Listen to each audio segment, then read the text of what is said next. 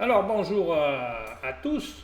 Alors dans le cadre de l'Institut corésien d'ostéopathie et de naturothérapie, nous recevons aujourd'hui Gilbert Connor qui va nous parler un petit peu de son histoire et surtout de la curieuse aventure qui lui est arrivée récemment.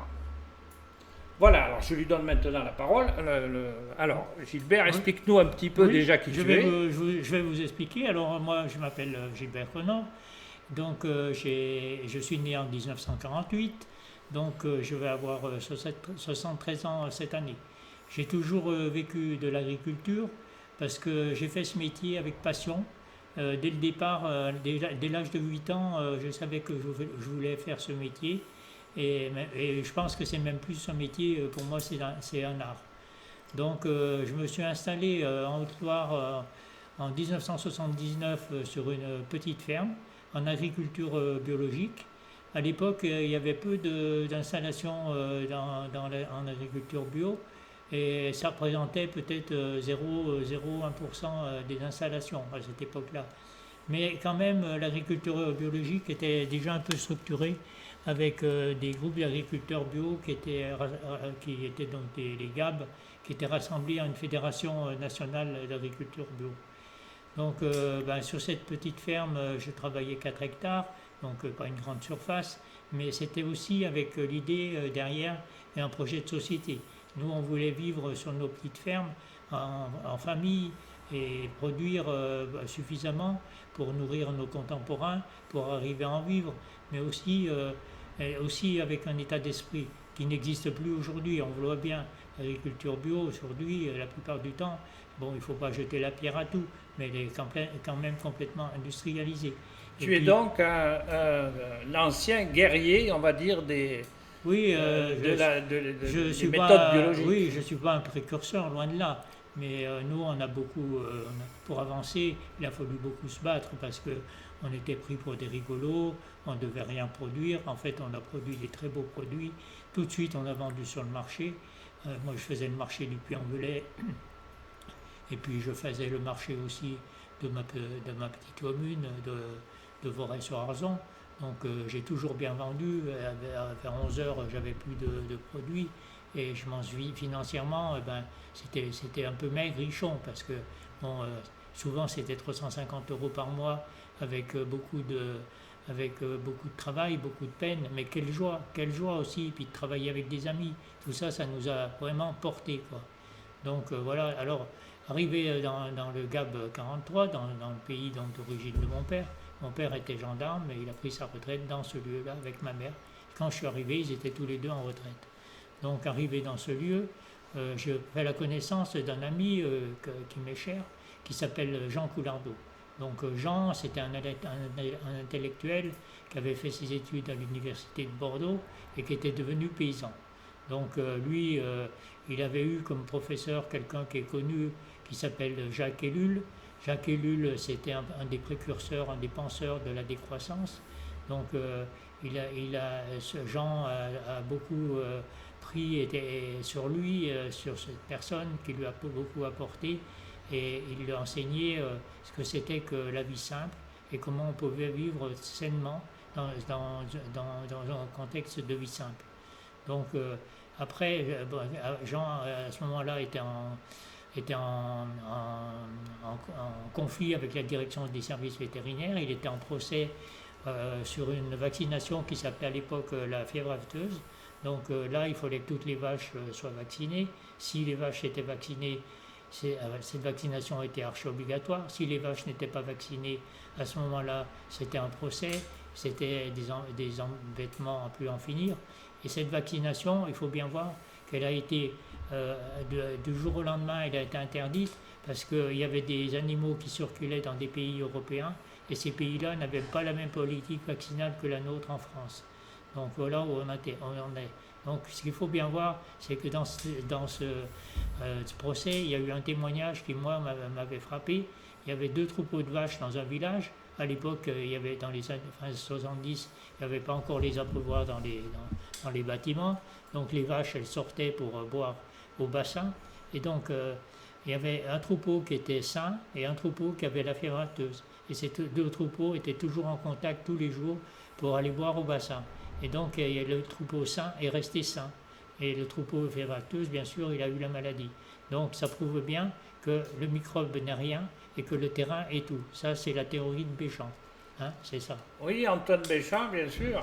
Et c'est bien sûr la théorie aussi de ses élèves, notamment Tissot. Tissot qui a écrit un ouvrage remarquable sur le polymorphisme de la matière vivante. C'est ça. C'est ça, oui. Oui.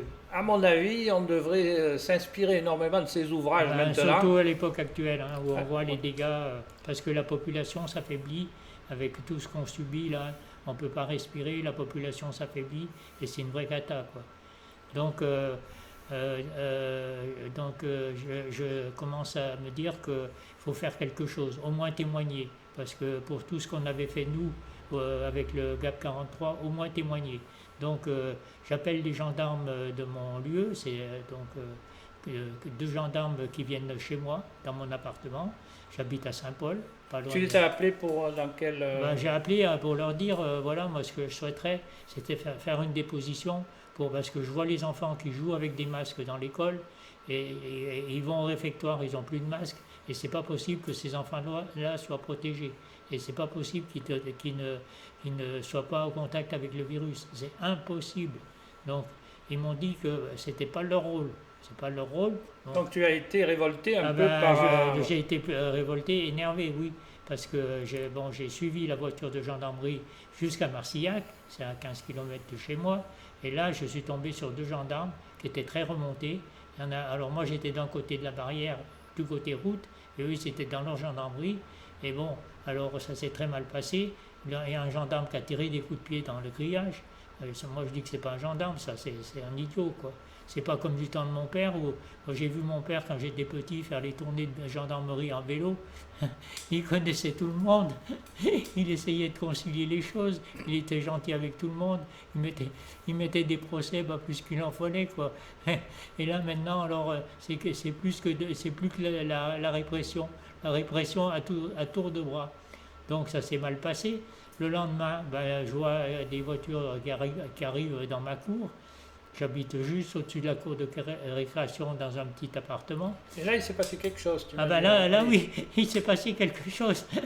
C'est le moins qu'on puisse dire. Donc j'étais embarqué, manu militari. Oui, mais tu as fait quoi? J'ai tapé avec mon couteau au Pinel. Je l'ai là, mon couteau au Pinel, vous voulez le voir? Oui, montre-nous l'arme. Oui, parce que moi, un paysan, il a toujours un peu un couteau dans sa poche. Attendez, je vais la voir. Voilà. Alors, j'ai pris la lame, comme ça. Et tu as tapé sur la... J'ai tapé comme ça sur le carreau de l'école. De l'école, voilà. Malheureux. Malheureux, qu'est-ce que j'avais fait là? Donc, les gendarmes débarquent. Il faut dire pour qu'il y a une tension qui est extrême. Il y a une tension extrême, et puis ils ont eu beaucoup aussi d'affaires avec des paysans, parce qu'il faut aussi savoir, c'est très triste ce que je vais vous dire, il faut savoir qu'il y a un suicide d'agriculteurs tous les jours. Donc il y a des agriculteurs qui ont pété les plombs sur des véhicules de gendarmerie, qui ont renversé des véhicules de gendarmerie dans le Puy-de-Dôme. Ça s'est passé, j'ai su ça il y a 2 ans. Des véhicules de gendarmerie renversés par un tracteur avec un chargeur.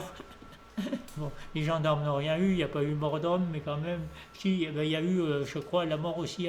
Ça s'est passé aussi dans le Puy-de-Dôme, un gendarme qui a tiré dans le dos d'un agriculteur. Donc ils sont très vigilants avec mes amis agriculteurs, ils sont sur leur garde, disons, avec mes amis agriculteurs. Donc voilà, je suis embarqué dans le fourgon des pompiers, bien sûr, attaché pieds et mains, dans une situation très inconfortable. Je suis piqué à la jambe, alors je ne sais pas avec quoi, ils ne m'ont pas dit. Hein. Ils ont vite fait la piqûre, je pense que c'était pour me calmer, parce que je gueulais. Ça doit être ça. Je gueulais, oui, parce que je disais, je ne suis pas un délinquant, je suis un paysan. Je ne suis pas un délinquant, je suis un paysan. Au secours, au secours. Voilà, c'était mon truc de sauvetage. Roland, faut bien faire quelque chose dans ces gens. Mais ces cas-là, il faut essayer de se défendre. Il faut bien résister. Qu'est-ce que tu veux que tu es quand même français. Ben oui. Bon, Attends, parce que entre parenthèses, oui, depuis plusieurs générations. Mon nom, il vient d'Irlande. Mes parents, sans doute arrière-grands-parents sont venus d'Irlande. Ça doit être le sang. Mais entre parenthèses, je vous fais une parenthèse pour vous dire où on en est aujourd'hui.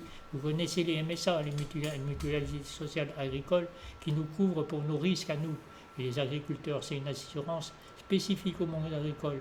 Donc, il m'envoie une lettre cette année. Monsieur Connor, justifiez que vous êtes bien un ressortissant français. Oui, madame, j'ai fait une longue lettre. Madame, je suis bien un ressortissant français parce que vous me versez ma retraite depuis 4 ans, toujours au même endroit, à la même adresse. Donc, je suis bien toujours français. Ne vous inquiétez pas, madame. Faites votre travail. Au moins ne me demandez pas ça. Voilà. Donc, on en est là, aujourd'hui, en France, pays de liberté, égalité, fraternité. Voilà. Bon, après, qu'est-ce qu'il faudrait que je dise? Bien sûr que j'ai été malmené. J'ai été mis dans un lit avec des barrières de chaque côté.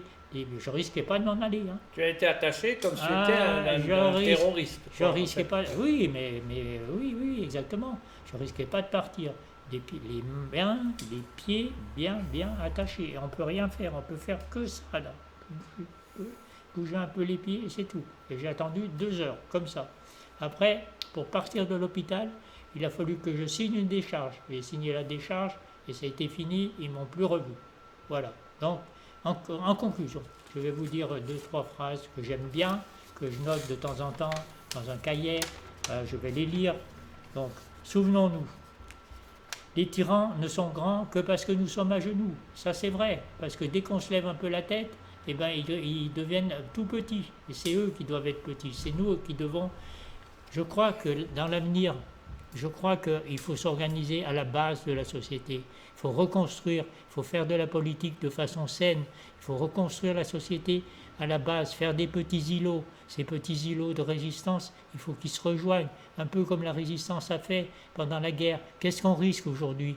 Il n'y a personne qui va être pendu à un balcon, comme ça s'est fait à Tulle. Il n'y aura pas 640 ou 650 morts au Radour-sur-Glane. On ne risque rien, on est des petits nains à côté des résistants. Moi, quand j'étais attaché, je pensais à Jean Moulin. J'ai dit, mais qu'est-ce qu'il faisait? Qu'est-ce qu'il lui faisait comme torture? Bien sûr, au bout d'un moment, il a dû perdre connaissance. Et il est mort comme ça. Ça a été bien. Il n'a pas souffert s'il a perdu connaissance. Voilà ce que j'ai à vous dire. Alors, après, il faut des indisciplinés pour faire un peuple libre. Ça, c'est évident. Si personne ne se rebelle, si tout le monde va porter son masque, va baisser la tête, on n'arrivera à rien. Le système se porte encore bien. Oui, il faut bien le reconnaître que ça marche encore bien. Le haut nous dirige. Toute cette sphère-là, ils se connaissent, tous ces gens-là. Ils ont fait les mêmes études. Ils ont fait l'ENA. Ils ont fait les grandes écoles. Ils se connaissent tous. Le pouvoir des uns engendre le pouvoir des autres. Ils se tiennent un petit peu par la barbichette. Et ça leur fait du bien. Voilà. Donc, le système se porte encore bien. L'homme a toujours besoin de croire en quelque chose et de se soumettre à quelqu'un, car la liberté lui semble trop lourde à porter. Voilà, il faut liberté, liberté, liberté. Reconstruisons à la base. Il y a urgence, mes amis. Il y a urgence. Oui, on peut dire que la vie actuellement est menacée. La vie est menacée, mais on ne pourra plus vivre comme on a vécu nous quand on était petits. Moi, je suis rentré en école communale à 6 ans. On avait des jeux tout simples. Je vois les gamins là dans l'école, ils font que crier. Ils ont le masque. Un jour, je me suis marré parce que la maîtresse leur fait faire une course de relais avec le masque. Il y a un petit gars qui était un peu en surpoids. Il n'a pas pu suivre les autres. Bon, alors la maîtresse en a fait partir un, puis il est arrivé. Le petit gars, il est arrivé, il s'est mis sur le mur de l'école, il a mis sa capuche sur la tête, il a attendu comme ça. Il était désespéré. Mais pourquoi on fait courir des gamins avec un masque? On ne peut pas les faire courir dans la nature. Elle les prend, elle les emmène, il y a plein de chemins forestiers en Corrèze, vers Saint-Paul. Il n'y avait que ça, il y a des chemins forestiers. Elle les prend, elle les fait courir. Elle dit, par exemple, comme nous on a fait au lycée agricole avec un prof de gym qui ne pouvait plus faire la gym, elle leur dit, vous ramenez une plume d'oiseau, vous ramenez une feuille de chêne, et ça fait l'affaire. Voilà, et c'est tout. Bien sûr, et en plus c'est le respect d'un des facteurs de santé le plus important qui a été complètement mis de côté durant toutes ces mesures pour l'épidémie, qui est le facteur respiration. Nous ne pouvons rester que quelques minutes sans respirer, c'est pour dire l'importance extrême de ces facteurs. Voilà, mais je te remercie Gilbert c'était un grand plaisir pour moi, Roland, et puis pour cette intervention. Je pense qu'il n'y aura pas d'autres interventions après. Hein. Oui. Parce que je me tiens peinard maintenant. Je crois que je suis allé à la boulangerie ce matin sans masque et j'ai eu le reproche du boulanger qui m'a dit « Oh, vous n'avez pas de masque !» Et non, je l'ai oublié, monsieur. Mais vous ne risquez rien puisque vous l'avez. Et peut-être vous êtes vacciné, donc vous risquez absolument rien. Non, par contre, on vient quand même de s'apercevoir qu'à chaque expiration, il y a 6 fois plus de particules virales qui sont expulsées par quelqu'un qui a été vacciné. Ouais, bien sûr. Voilà, ben nous allons stopper cette interview. Alors, merci pour votre écoute, à ceux qui nous ont écoutés, et à bientôt.